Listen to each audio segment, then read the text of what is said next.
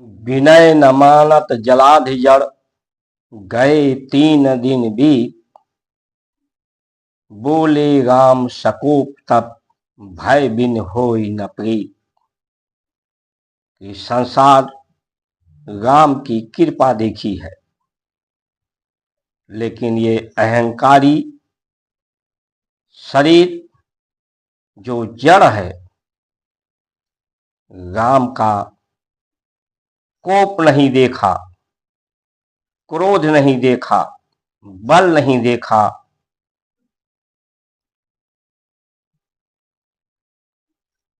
तो अब इस पूरे जगत को राम की बल का, राम के कोप का, अहंकार और अहंकारी के जड़ता को समाप्त करने के लिए राम के कोप का भाजन अहंकारी लोगों को होना पड़ेगा।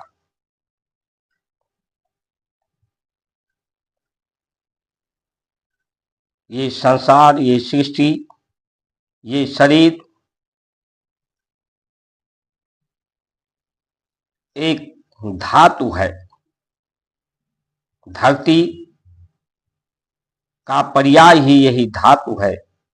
ये धातु अपने सम को धारण करती है। ये उपयोगी है, इसे उपयोग और प्रयोग प्रकृति कर रही है, धरती कर रही है।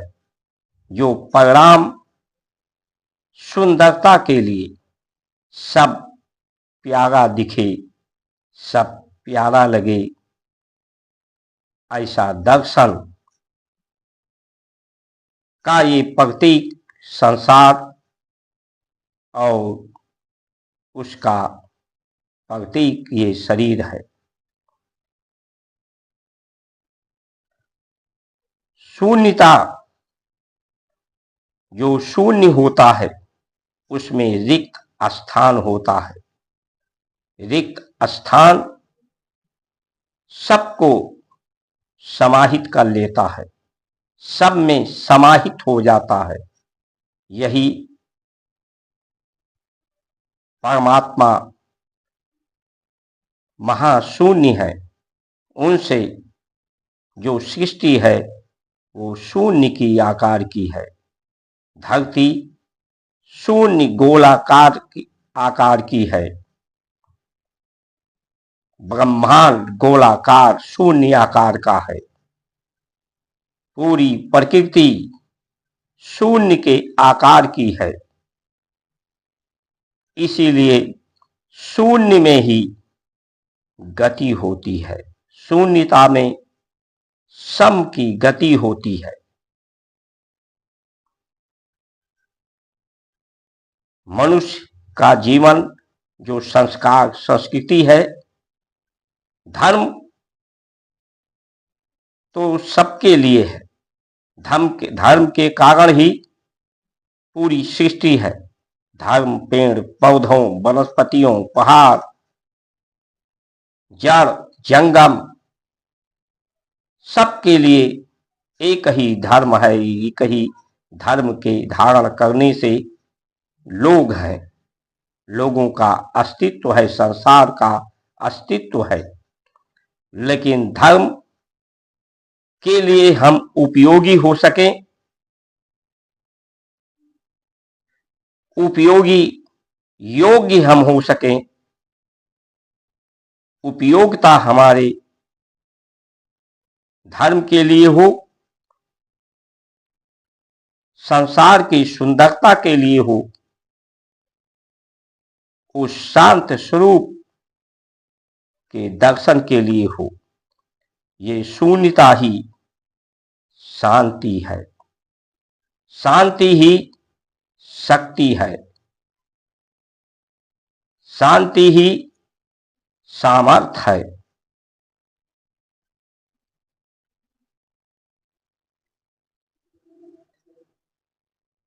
लेकिन आज लोगों का शरीर, लोगों का विचार, आहार, वेशभूषा, भाषा संस्कृत की नहीं रही, पुरानी नहीं रही, लोग इसे बदल दिए। आज का भोजन फास्ट फूड, भाषा विदेशी, वेशभूषा विदेशी, नया नया यार मिलते हैं, पुराने छूट जाते हैं। सब कुछ नया करने में लोग लगे हैं। नए आविष्कार आते हैं, पुराने कबाड़ हो जाते हैं, पुराने आविष्कार बेकार हो जाते हैं। तो पुरानी चीजों को आज संयोजा नहीं जा रहा है, जबकि सब कुछ पुराना ही है, आदि ही है।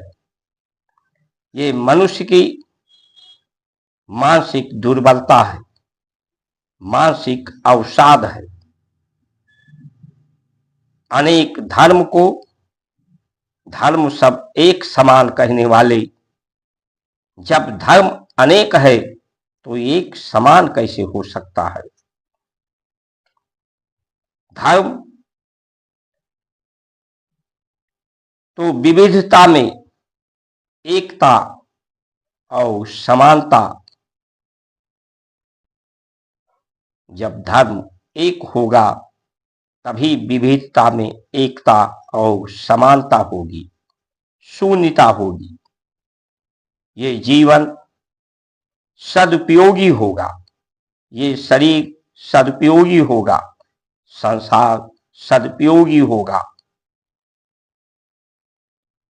सदुपयोग ही इस संसार का आधार है, सदुपयोग ही संसार का कारण है।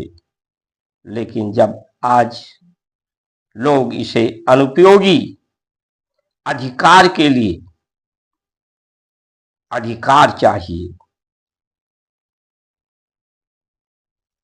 जब अधिकार की बात आती है तो लोग एक कैसे रहेंगे?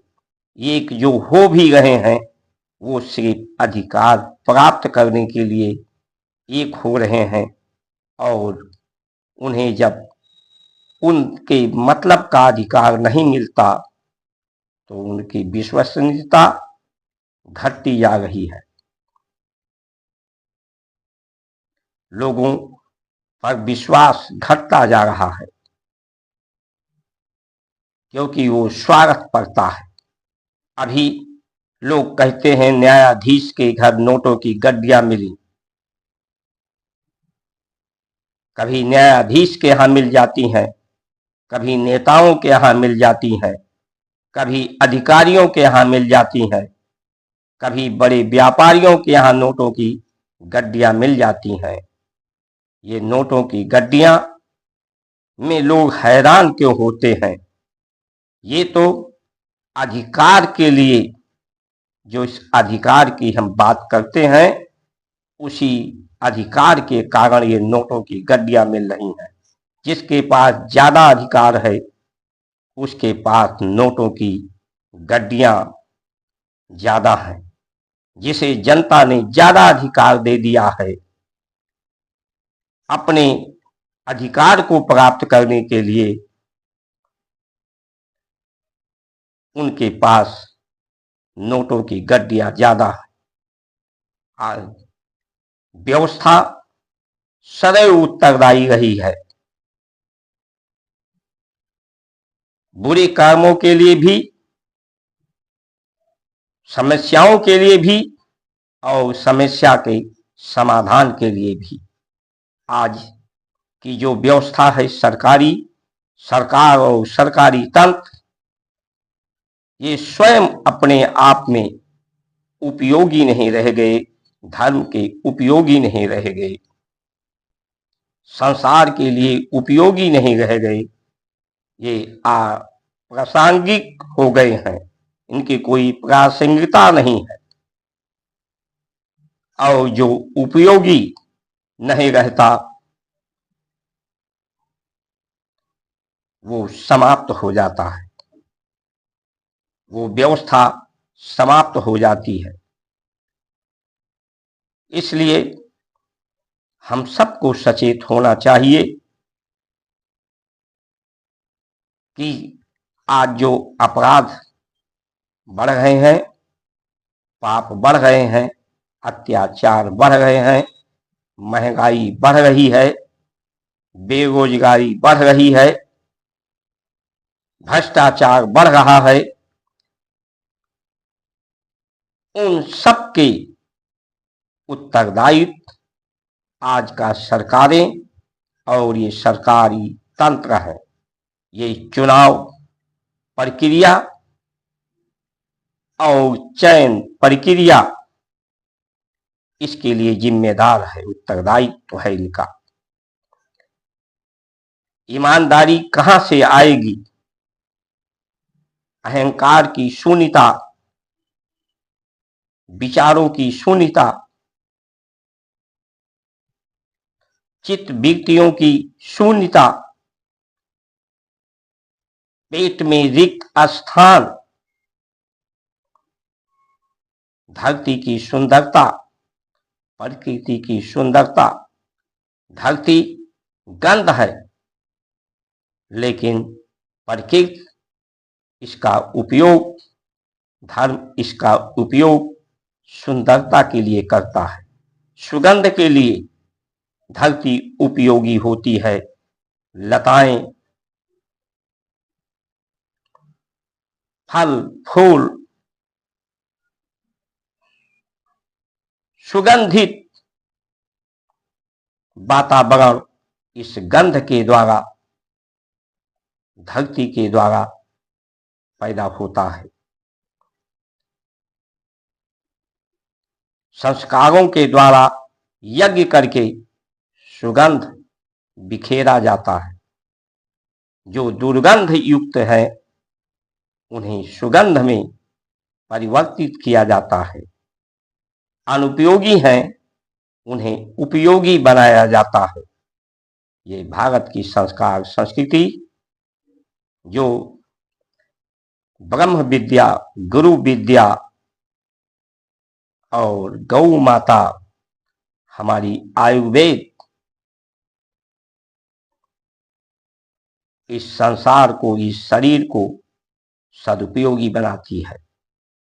धर्म का उपयोग करना और उपयोग करने की योग्यता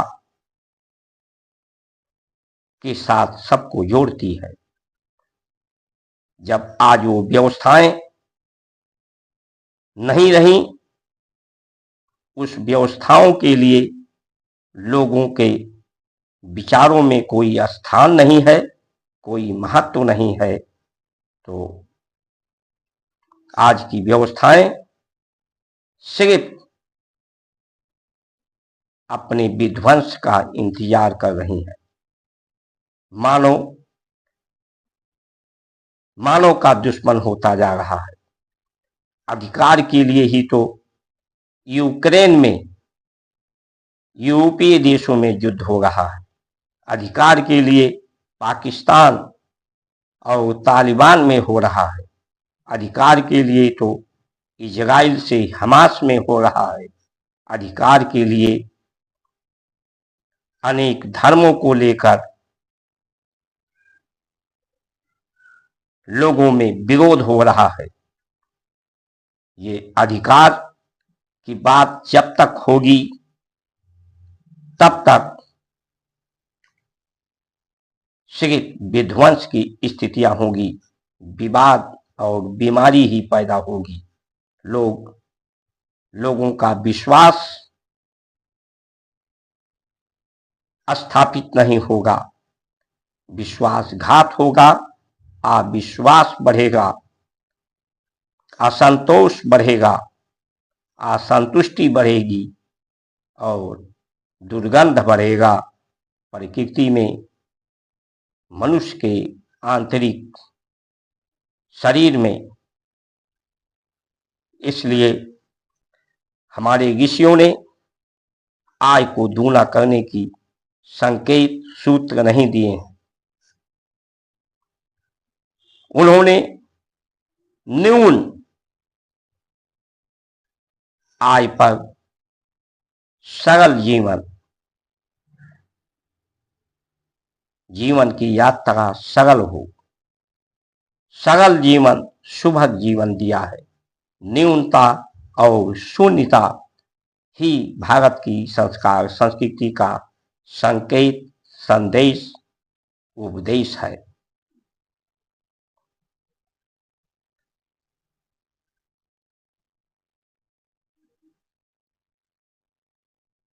इसीलिए आप सभी महान भाव समय से सचेत हो जाएं। ये युग परिवर्तन, नई व्यवस्था लाने के लिए प्रकृति और धर्म और राम का सकोप, पुरानी व्यवस्थाएं, नई युग आता है तो पुरानी व्यवस्थाएं समाप्त होती हैं। मनुष्य स्वयं सचेत जाए और पुरानी जो हमारी संस्कार संस्कृति है उन व्यवस्थाओं के अंतर्गत, उन्हीं दिशा निर्देशों पर सरकारी और सरकारी तंत्र, संविधान चले, पूरा देश चले। नहीं तो इसे तो बदलना ही बदलना है। अभी बदलना की स्थिति भयावह ही हो सकती है, तांडव हो सकता है प्रकृति का, शंकर का, और इस तांडव का, विध्वंस का सिर्फ मजबूरी बन गई है। लोग इस समस्याओं को देखने के लिए, इस समस्या से समस्याग्रस्त होने की विविधता, विवशता, नर्वस हो गए हैं लोग, बेबस हो रहे हैं लोग, हताश उदास हो रहे हैं लोग। और जब विवशता बढ़ती है, हताशा बढ़ती है, निराशा बढ़ती है, नकारात्मक ऊर्जा बढ़ती है, तो सिर्फ विवाद ही विवाद होता है। इसलिए सावधान हो जाए। इन्हीं वचनों के साथ आप सभी का सुमंगल कामना करते हुए जय श्री राम।